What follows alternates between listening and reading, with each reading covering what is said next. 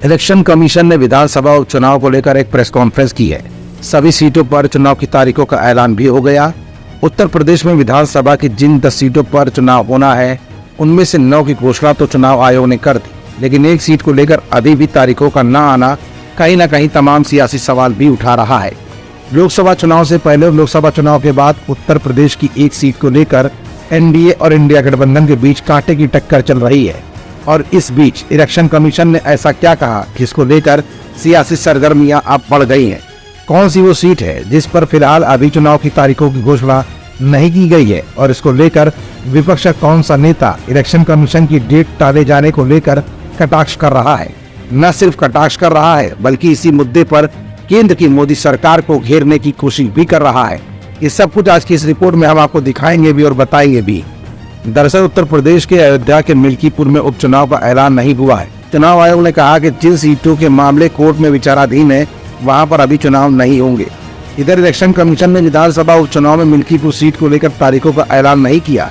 उधर विपक्ष के नेता और इंडिया गठबंधन में अहम भूमिका निभाने वाले अखिलेश यादव ने अपने सोशल मीडिया अकाउंट एक्स पर केंद्र की मोदी सरकार पर ही हमला बोल डाला।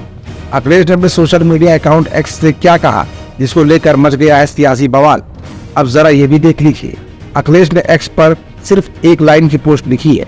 उन्होंने इसमें किसी का नाम नहीं लिया है, यहाँ तक कि संदर्भ के बारे में भी स्पष्ट कुछ नहीं लिखा है, लेकिन माना जा रहा है कि उन्होंने मिल्कीपुर चुनाव को लेकर ही उनकी ये टिप्पणी की गई है।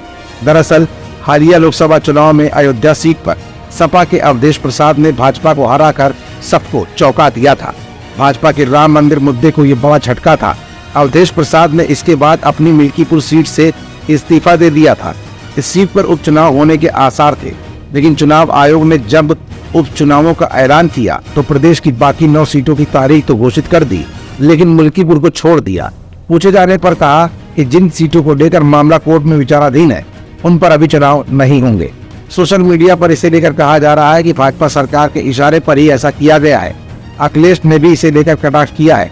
उन्होंने अपने एक्स अकाउंट पर लिखा, जिसने जंग टाली है समझो उसने जंग हारी है।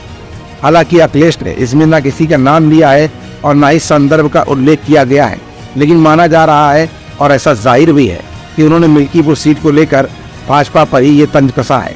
बता दें कि मिल्कीपुर सीट पर जिस याचिका को लेकर चुनाव टाला गया है, गोरखनाथ बाबा के वकील ने उसे वापस लेने का फैसला किया है। उपचुनावों के ऐलान के बाद उन्होंने यह ऐलान किया है। फिलहाल 9 सीटों पर विधानसभा उपचुनाव को लेकर तारीखों का ऐलान हो चुका है और बची हुई मिल्कीपुर जैसी महत्वपूर्ण सीट को लेकर चुनाव की तारीखों का न आना कहीं न कहीं विपक्षी खेमे के लिए मुसीबत की बात है, और शायद इसी का असर अखिलेश यादव के सोशल मीडिया अकाउंट एक्स पर दिख भी रहा है। लेकिन अखिलेश के इस पोस्ट का जवाब बीजेपी की तरफ से अब क्या आता है, ये भी देखने वाली बात होगी। हमारा channel Indian news services INS like, share and subscribe करना ना भूलें। बेल आइकन पर बटन दबाएं और देखें लेटेस्ट खबरें INS पर। INS, हर भारतीय की आवाज।